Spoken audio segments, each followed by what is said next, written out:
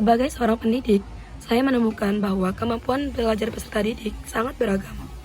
Melalui asesmen diagnostik awal, terlihat bahwa beberapa dari mereka cepat dalam memahami materi, sementara yang lain masih kesulitan baik pada konsep dasar maupun pada konsep tertentu. Perbedaan ini memunculkan kesenjangan dalam proses belajar dan membuat suasana kelas sering tampak hening yang bukan berarti karena fokus, melainkan karena kejenuhan. Kondisi tersebut mendorong saya untuk menyesuaikan pembelajaran dengan kemampuan kognitif dan kesiapan belajar peserta didik. Di era digital, metode konvensional tidaklah cukup.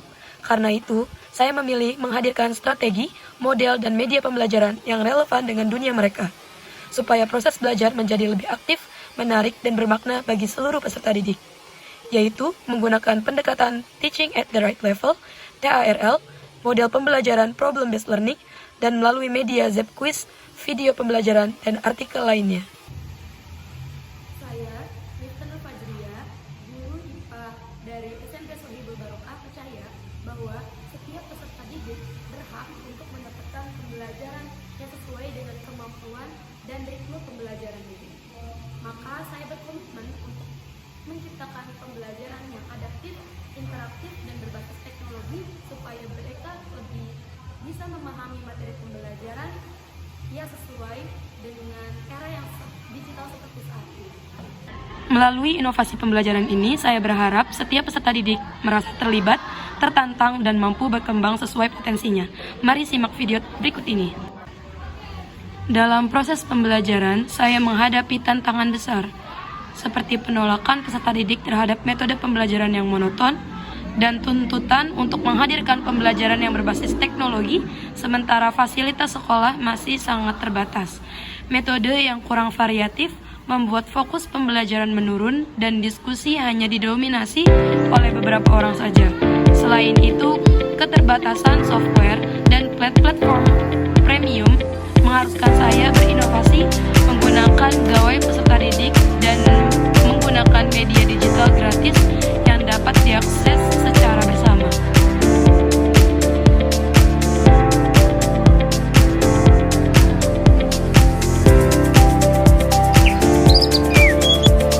Langkah pertama yang saya lakukan adalah tes diagnostik berupa 10 soal pilihan ganda untuk memetakan dugaan awal kemampuan kognitif peserta didik pada awal semester. Saya juga mengidentifikasi gaya belajar menggunakan web Aku Pintar, namun hasil tersebut belum sepenuhnya sesuai dengan kemampuan sebenarnya. Karena itu, saya menggunakan pertanyaan pemantik di awal setiap pertemuan sebagai tes kemampuan awal untuk menentukan kelompok belajar secara lebih akurat.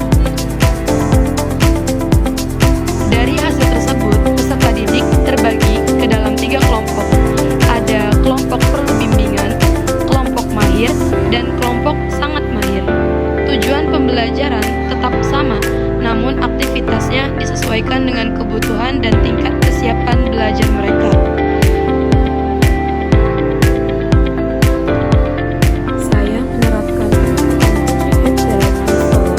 atau TARL melalui modul pembelajaran Problem-Based Learning. Media pembelajaran yang saya kembangkan yaitu menggunakan Canva untuk video pembelajaran, gambar, artikel, dan lembar tugas berbasis teknologi. Kemudian,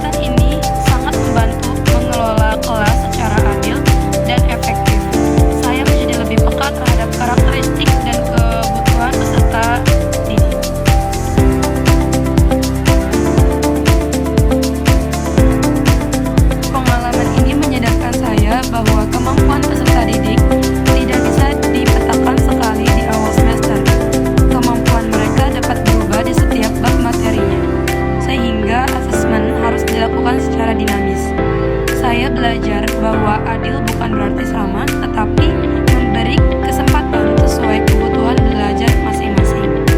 Kedepannya, saya akan memperkuat asesmen formatif di awal dan di akhir